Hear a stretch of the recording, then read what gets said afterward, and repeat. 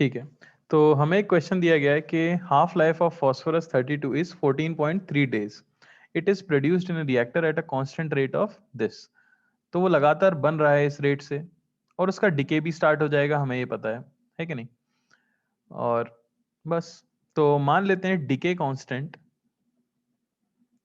Constant of phosphorus 32 is lambda, and at time t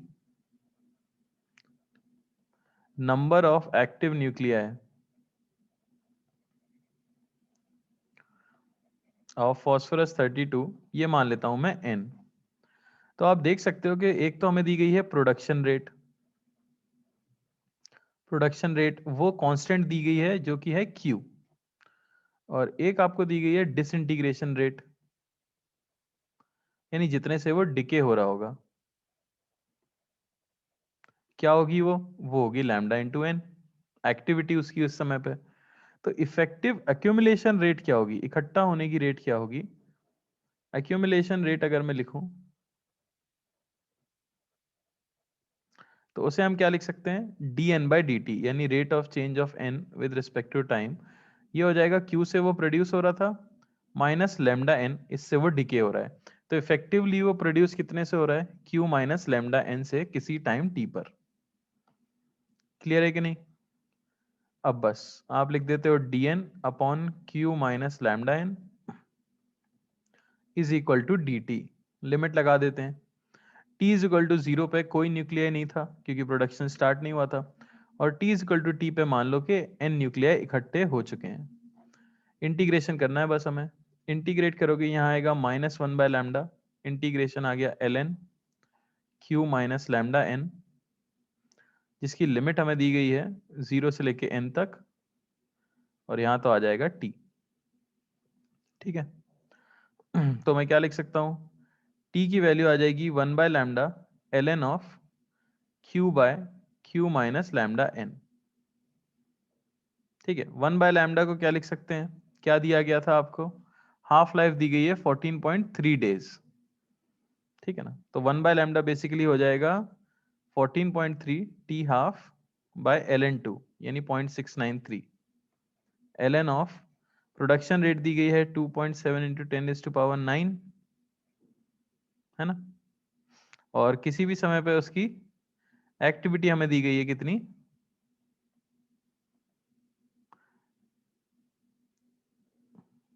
क्या दिया गया है,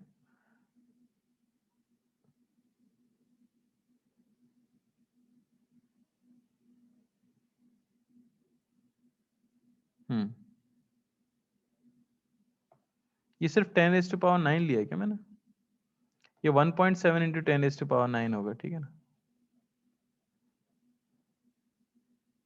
तो वो दिया गया है हमें 1.7 इंटू 10⁻⁹। इसे सॉल्व करने से टी आपको मिलता है 9.55 डेज। तो ये थोड़ा सा अच्छा क्वेश्चन था, थोड़ा टफ भी लग सकता है, पर इसमें क्योंकि प्रोडक्शन भी हो रहा है और डिके भी हो रहा है तो आपको दोनों चीजों को कंसिडर करना पड़ता है। ठीक है, कोई डाउट किसी को।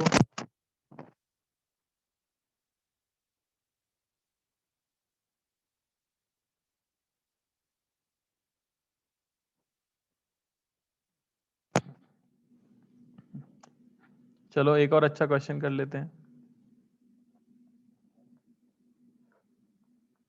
ठीक है, तो average life of a radioactive sample,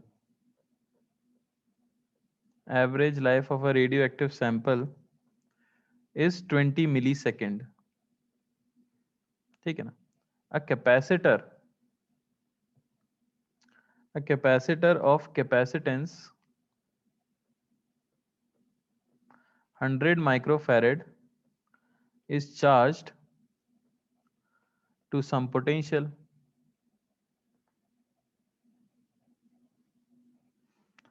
and connected across a resistor जिसका रेजिस्टेंस R है। ठीक है, आपको बताना है what should be the value of R so that ratio of charge on capacitor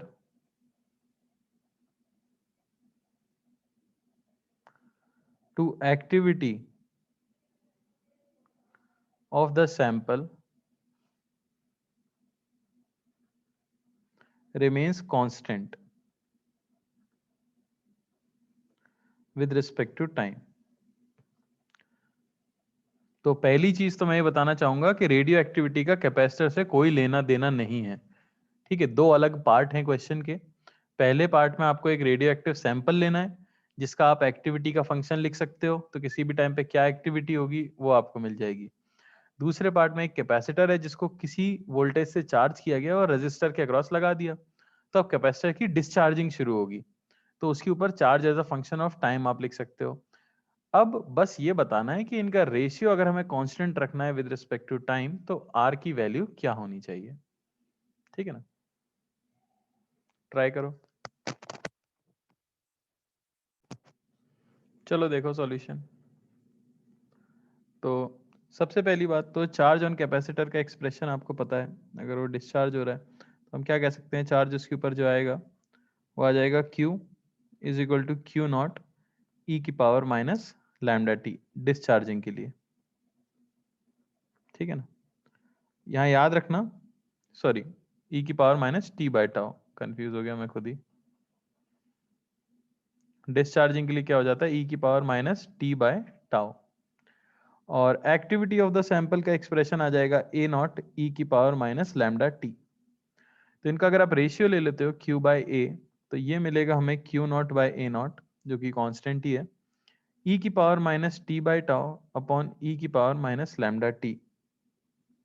ठीक है ना, अब हम क्या कह सकते हैं, लैम्डा की वैल्यू हमें पता है 1/RC। ठीक है, पुट कर दो वैल्यू, क्या मिल जाएगा। अगर आपको ये इक्वल चाहिए तो हम कह सकते हैं कि 1/लैम्डा बेसिकली, देखो अगर इंडिपेंडेंट चाहिए आपको तो 1/टाउ ये इक्वल हो जाना चाहिए लैम्डा के, है कि नहीं। यहाँ से आर की वैल्यू मिलती है 1/लैम्डा सी। 1/लैम्डा को लिख सकते हैं टी एवरेज बाय सी। एवरेज लाइफ हमें पता है 1/लैम्डा होती है।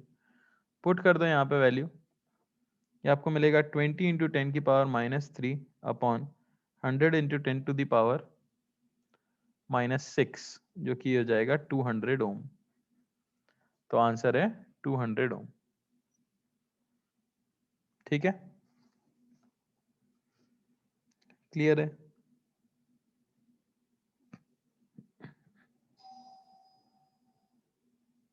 बोलो भाई।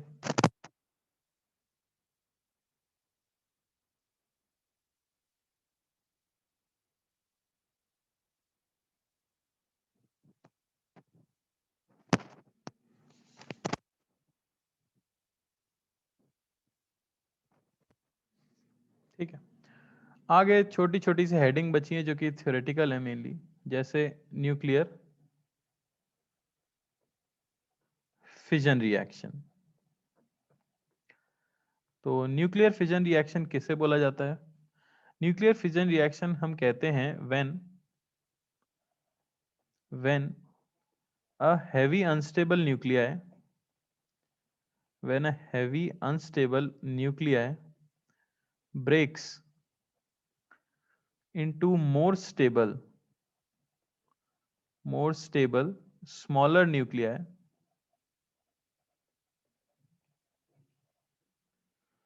the process is called nuclear fission. ठीक है ना, यानी न्यूक्लियर फिजन हो गया कि आपके पास अगर एक हैवी न्यूक्लियस था, ठीक है, तो वो अगर ब्रेक हो जाता है किसी प्रोसेस के दौरान इस तरह से स्ट्रेच होके, और फाइनली दो अलग न्यूक्लियाई आपको दे देता है, तो इस प्रोसेस को आप कहते हो न्यूक्लियर फिजन रिएक्शन। ठीक है, जहां ये आपका पेरेंट है और ये दोनों क्या हैं, डॉटर न्यूक्लियाई। तो बीच में जो स्टेट आपको दिख रहा है जब ये ब्रेक अपार्ट हो रहे होते हैं तो इसे हम कहते हैं इंटरमीडिएट स्टेट।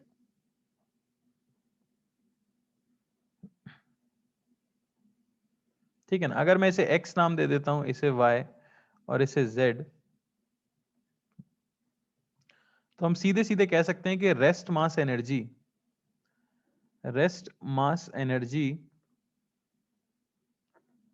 ऑफ x ये ज्यादा होनी चाहिए then combined rest mass energy of y plus z। Obviously कोई भी रिएक्शन तभी पॉसिबल हो पाती है जब प्रोडक्ट की एनर्जी रिएक्टेंट की एनर्जी से क्या हो, कम हो।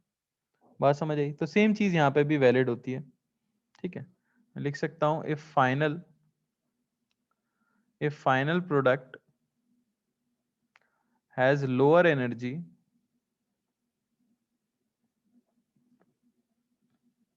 Then parent nuclei, nuclear fission can take place. ठीक है ना। तो अगर यहां एनर्जी मैं बोल देता हूं कि मेरे पास थी मान लो E1, यहां एनर्जी थी E2 और यहां एनर्जी थी E3, तो आपके हिसाब से सबसे ज्यादा एनर्जी किस सिचुएशन में रहती होगी? गैस कर सकते हो?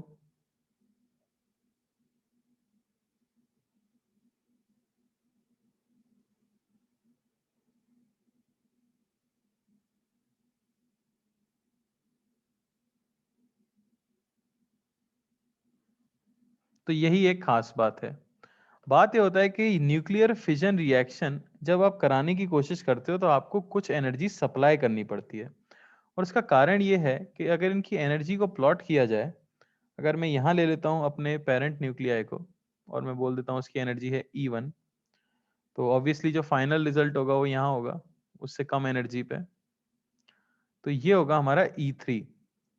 पर देखा गया कि जो इंटरमीडिएट स्टेट होता है उसकी एनर्जी ज्यादा होती है इनिशियल से भी। बात समझ आई? तो अब हम ये कह सकते हैं कि भाई ये प्रोसेस हो गई क्यों, ये एनर्जी कहां से आएगी? तो ये एनर्जी आपको क्या करनी पड़ेगी, सप्लाई करनी पड़ेगी।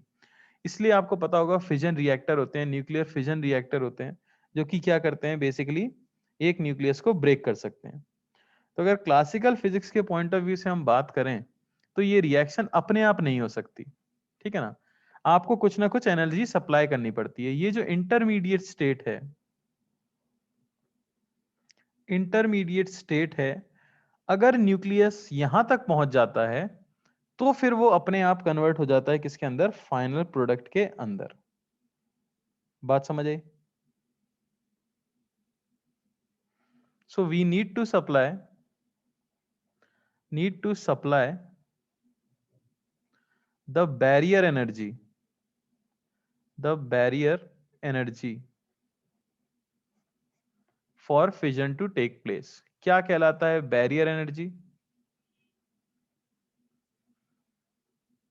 ये जो एनर्जी गैप है डेल्टा ई, इसे आप कहते हो बैरियर एनर्जी।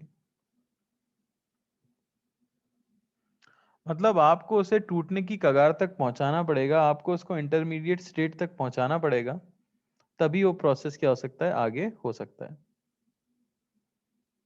समझ आई बात?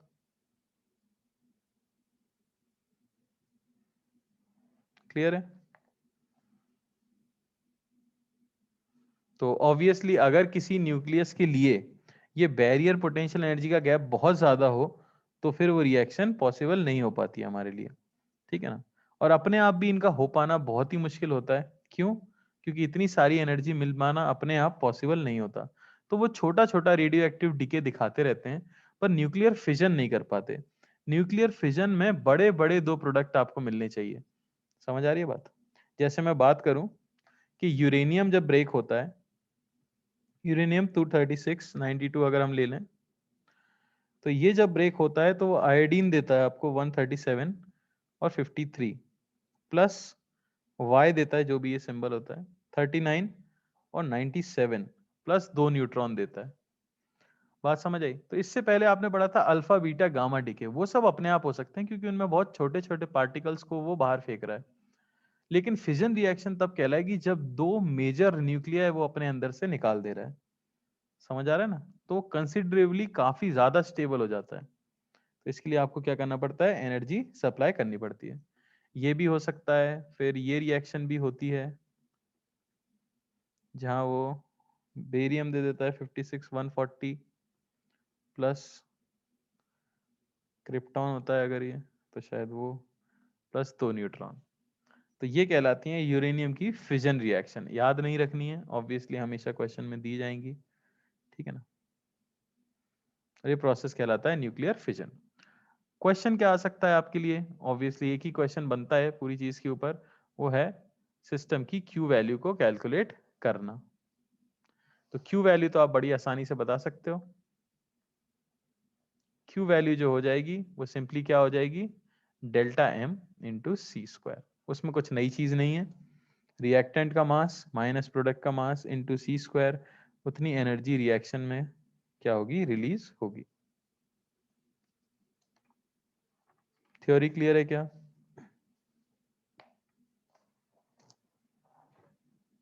ठीक है ना? अब ये हमें समझ आया कि न्यूक्लियर फिजन स्टार्ट कराने के लिए आपको एनर्जी सप्लाई करनी पड़ती है। तो एनर्जी आप कैसे सप्लाई कर सकते हो? ठीक है, तो energy can be supplied in various ways.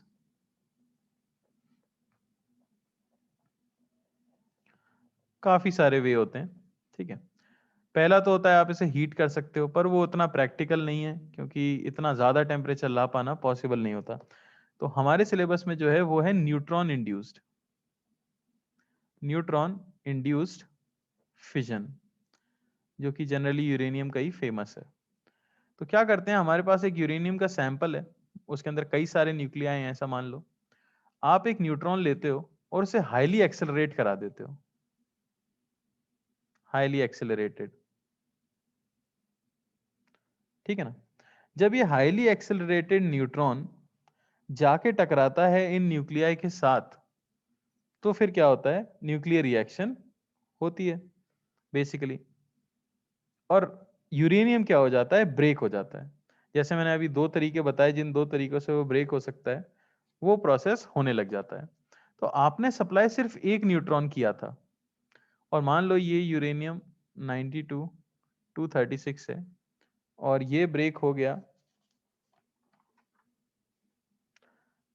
Iodine 53 137 plus Y 39 97 plus दो न्यूट्रॉन्स में, ठीक है ना? तो बेसिकली प्रोडक्ट में आपको क्या मिल गए? दो हाईली एक्सेलरेटेड न्यूट्रॉन मिल गए। अब ये दो न्यूट्रॉन जाके और दो यूरेनियम के न्यूक्लियाई से टकराते हैं, तो फिर उन दोनों का फिजन होता है, और फिर वहां से क्या निकल जाते हैं? चार न्यूट्रॉन निकल जाते हैं। फिर वो चार जाके चार अलग न्यूक्लियाई से टकराते हैं, और फिर 8 निकल जाते हैं। तो इस तरह से ये प्रोसेस क्या होता है? कंटिन्यूअसली चालू रहता है, और एक बार शुरू होने के बाद ये खत्म नहीं हो पाएगा। तो ऐसे रिएक्शन को हम कहते हैं chain reaction. On supplying one nuclei, I didn't get that. Could you try again? on supplying one nuclei, uranium can release two or three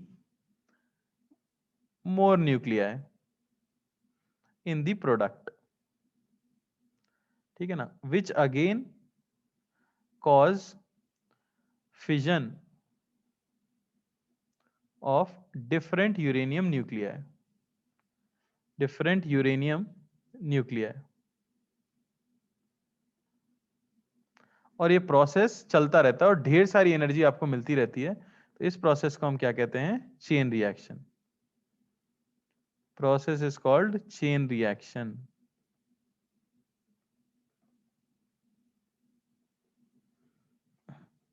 तो यूरेनियम के लिए, फॉर यूरेनियम फिजन,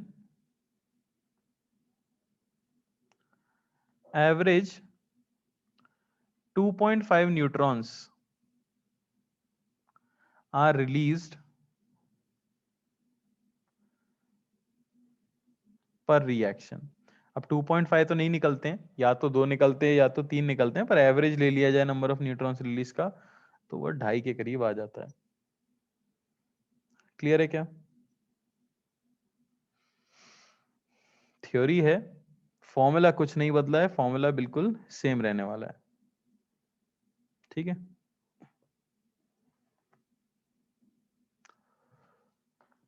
ऐसे ही दूसरा प्रोसेस होता है जिसे कहा जाता है न्यूक्लियर फ्यूजन। न्यूक्लियर फ्यूजन कहलाता है when two lighter nuclei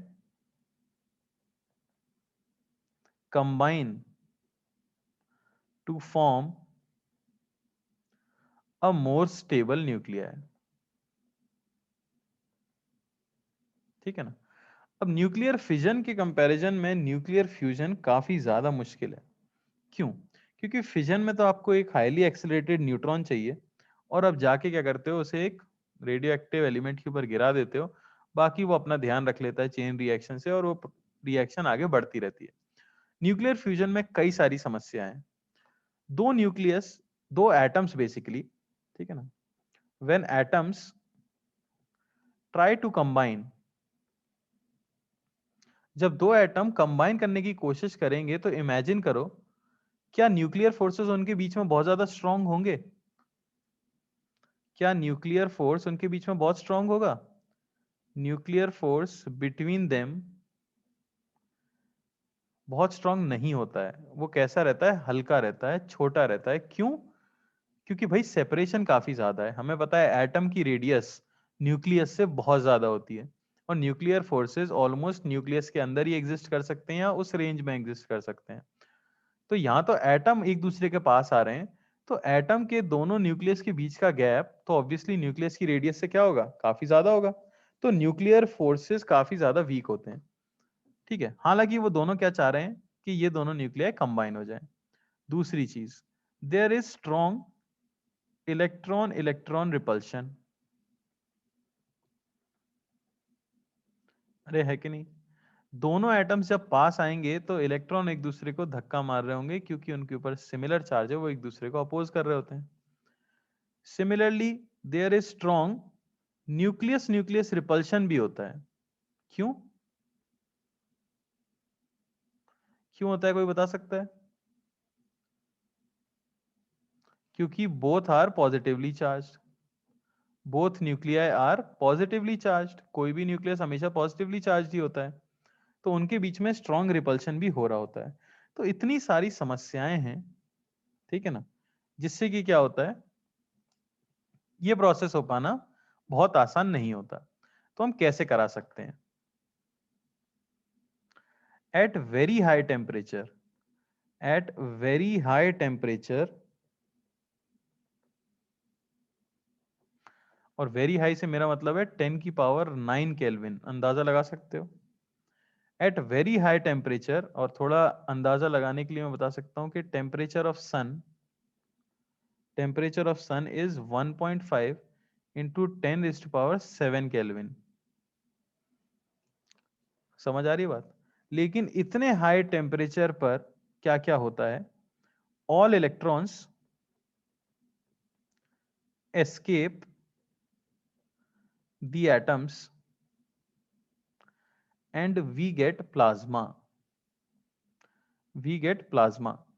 material में जितने भी इलेक्ट्रॉन्स थे, इतने ज्यादा टेम्परेचर पे उन्हें इतनी ज्यादा एनर्जी मिल जाती है कि सब अपने एटम को छोड़ के भाग जाते हैं, और जो चीज बचती है आपके पास बेसिकली सिर्फ न्यूक्लियस न्यूक्लियस, ठीक है ना, वो कहलाता है प्लाज्मा। तो आपको प्लाज्मा तो मिल गया, लेकिन इसमें भी एक समस्या है, प्लाज्मा को कंटेन कर पाना पॉसिबल नहीं है। अगर आप कोई भी मेटल की सॉलिड वॉल बनाते हो तो इतने टेम्परेचर पे वो मेल्ट हो ही जाएगी। ठीक है, तो ये भी एक समस्या की बात है। पर एक फायदा हुआ कि सारे इलेक्ट्रॉन्स एस्केप कर गए, तो बेसिकली अब एटम गायब हो चुका है, सिर्फ क्या बचा है आपके पास? न्यूक्लियस। तो उनके बीच की सेपरेशन क्या हो जाती है? रिड्यूस हो जाती है। So now nuclei may come close may come close enough to undergo nuclear fusion। Nuclear fusion. और सिर्फ यही काफी नहीं होता, अभी भी प्रोटॉन प्रोटॉन रिपल्शन तो है ही, तो आप क्या करते हो, इन दोनों को हाईली एक्सेलरेट भी कराते हो, बहुत ज्यादा एक्सेलरेट कराते हो ताकि एक दूसरे की तरफ बहुत ज्यादा स्पीड से आए और ऑलमोस्ट उस दूरी तक पहुंच सकें जहां ये एक दूसरे में क्या हो जाए, फ्यूज हो जाए। बात समझ आ रही है? तो when highly accelerated nuclei, when highly accelerated nuclei come very close to each other,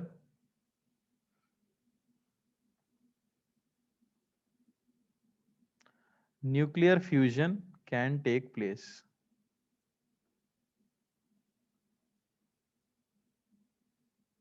Can take place. बात समझ आई?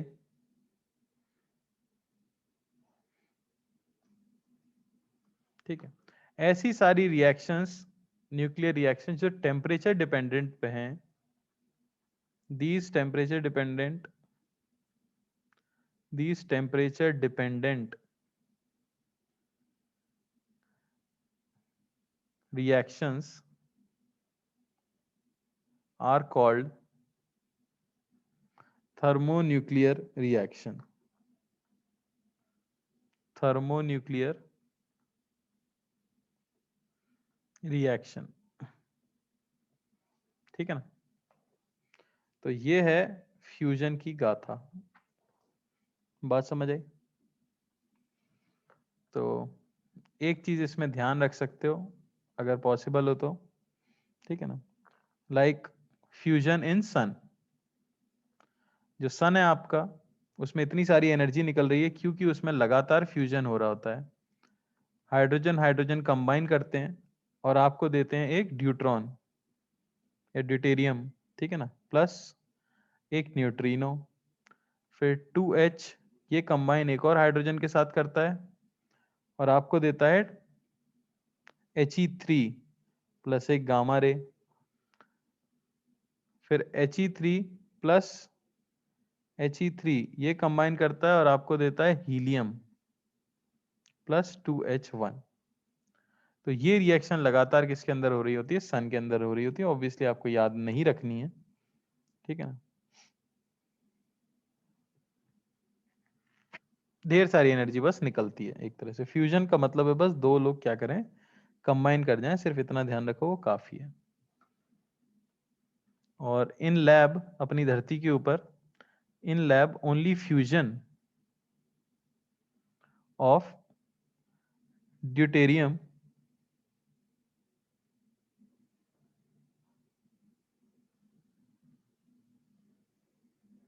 जो कि आपका होता है 1H2 हैज बीन पॉसिबल। सिर्फ इसी का हम पॉसिबल कर पाए हैं अभी तक, इतनी सारी मेहनत के बाद। बात समझ आई? तो ये कहलाता है न्यूक्लियर फ्यूजन। तो दोनों में अगर डिफरेंस बोला जाए तो फिजन होता है ब्रेक होना, फ्यूजन होता है ज्वाइन होना। फिजन काफी आसान है as compare to fusion. Fusion normal temperatures पे भी हो सकता है अगर आप हाईली एक्सेलरेटेड न्यूट्रॉन गिरा दो रेडियो एक्टिव एलिमेंट के ऊपर, पर फ्यूजन के लिए आपको टेम्परेचर बहुत ही ज्यादा हाई चाहिए। क्लियर है?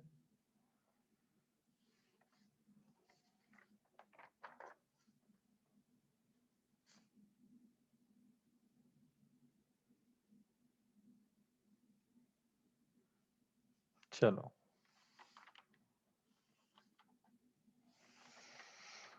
आगे क्वेश्चंस ट्राई कर लेते हैं।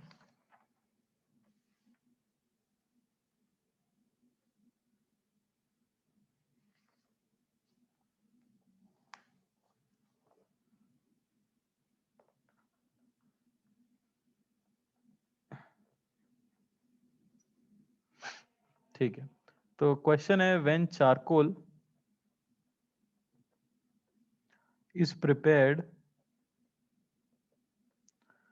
फ्रॉम अ लिविंग ट्री, एक जिंदा पेड़ को काट के अगर आप उससे कोयला बनाते हो, it shows 15.3 15.3 disintegrations per minute, disintegrations per gram per minute of carbon 14. A sample from ancient piece of wood या piece of charcoal shows 12.3 disintegrations per minute, disintegrations per gram per minute of carbon 14. Find the age of sample. Find the age of sample. ठीक है ना? T half आपको दिया गया है of carbon 14 is 5730 years. किसी को पता है इस प्रोसेस को क्या कहते हैं? आर्कियोलॉजी में काफी ज्यादा इस्तेमाल होती है ये चीज. किसी को तो पता होगा. बिल्कुल सही, इसे कहा जाता है कार्बन डेटिंग. तो कहीं शब्द सुनो तो डर मत जाना. Carbon dating. आप कार्बन की एक्टिविटी देख के किसी भी ऑब्जेक्ट की जिसमें कार्बन है उसकी एज बता सकते हो. ट्राई करो.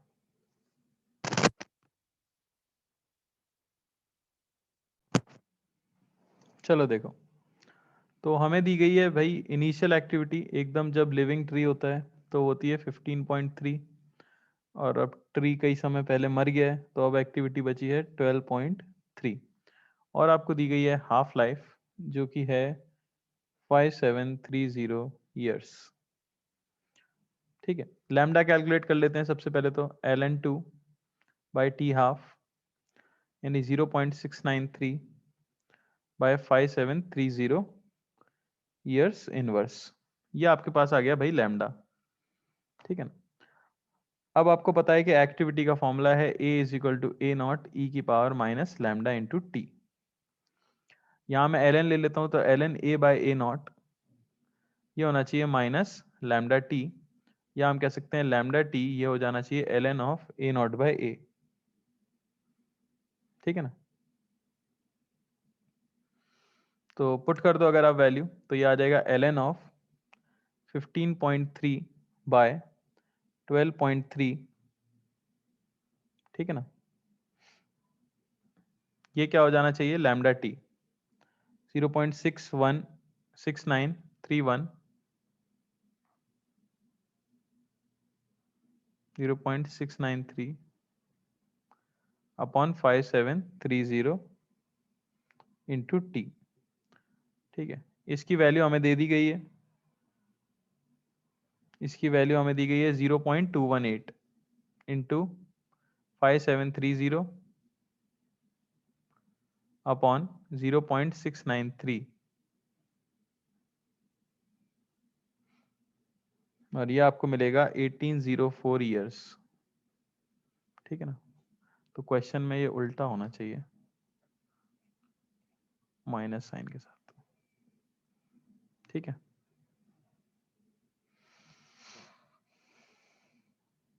चलो अगला क्वेश्चन ट्राई कर लेते हैं.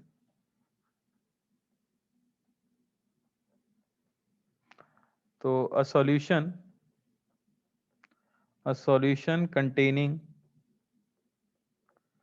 1 mole of radioactive material,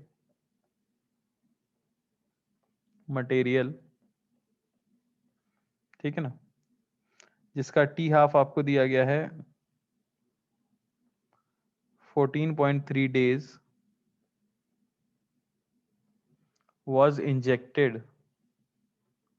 was injected into the roots of a plant.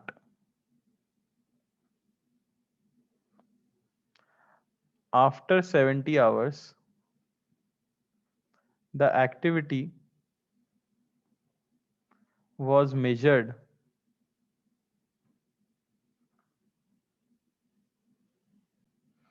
was measured in the fruit of plant.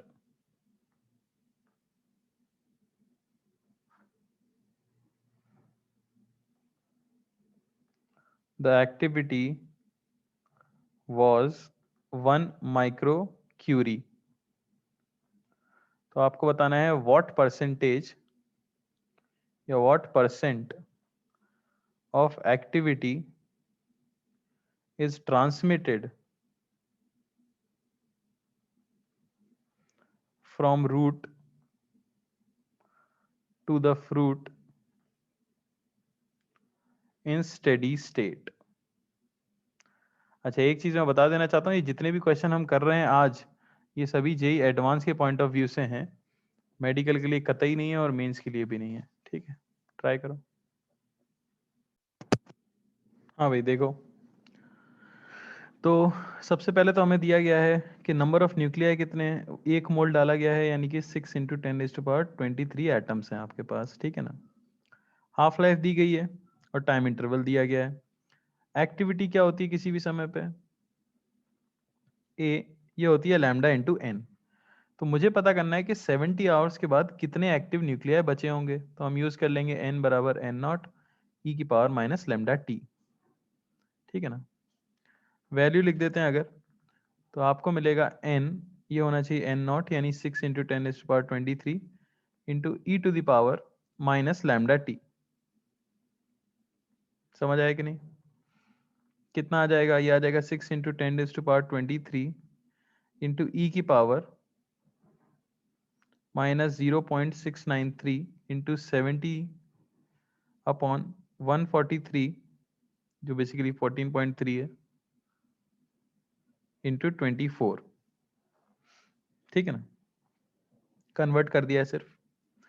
तो इसे सॉल्व करने से डायरेक्ट हमें तो दी गई है वैल्यू 5.2 इंटू 10⁻23। कैलकुलेशन मुश्किल है, मानता हूं मैं। ठीक है ना, तो अब आप एक्टिविटी बता सकते हो कि एक्टिविटी लैम्डा इंटू एन जो होती है वो हो जाएगी 5.2 इंटू 10⁻23 इंटू लैम्डा जो है 0.693 बाय 14.3 इंटू 24। आवर्स में कन्वर्ट कर रहा हूँ क्योंकि मैं, तो ये लगभग आता है 2.9 इंटू 10⁻17 डिसइंटीग्रेशन। ठीक है ना, पर सेकेंड। बात समझ आई। अब बस आपको फ्रैक्शन निकालना है कि कितना ट्रांसमिट हुआ है, वो हो जाएगा 1 माइक्रोक्यूरी अपॉन 2.9 इंटू 10⁻17। वैल्यू पुट कर दो, ये हो जाएगा 1 इंटू 3.7 टू 10⁻4 माइक्रोक्यूरी है, 10⁻10 होता था वैसे, 2.9 इंटू 10⁻17 इंटू 100 परसेंटेज में बदलने के लिए, 1.2 इंटू 10⁻1.2 इंटू 10⁻−11%, ये आपका आंसर आएगा। HCV का क्वेश्चन है, इन्होंने कुछ ज्यादा ही गंदी कैलकुलेशन दे दी है, इतनी गंदी कैलकुलेशन कभी आती नहीं है। ठीक है, तो परेशान होने की जरूरत नहीं है, मेथड शायद सबको समझ आ ही गया होगा। ठीक है, बाकी तो आप HCV सॉल्व करोगे तो क्वेश्चंस मिल ही जाएंगे। चलो एक लास्ट क्वेश्चन कर लेते हैं। तो हीलियम 4 प्लस हीलियम 4 ये देता है बेरिलियम 8। तो आपको बतानी है Q value of fusion reaction. अगर मास ऑफ बेरिलियम 8 ये है 8.0053 AMU और मास ऑफ हीलियम 4 ये है 4.0026 AMU और 1 AMU यह है 931 मिलियन इलेक्ट्रॉन वोल्ट। ट्राई करो। ठीक है, तो बड़ा ही आसान है, Q वैल्यू हो जाएगी 2 times mass of reactant 4.0026 minus product 8.0053 into 931 million electron volt, और Q वैल्यू मिलेगी आपको 93.1 किलो इलेक्ट्रॉन वोल्ट। यह है हमारा आंसर। ठीक है, तो यहाँ खत्म हो जाता है आपका मॉडर्न फिजिक्स। ओके, अब एक छोटा सा चैप्टर इलेक्ट्रोमैग्नेटिक वेव्स बाकी है और उसके बाद सेमीकंडक्टर। ठीक है।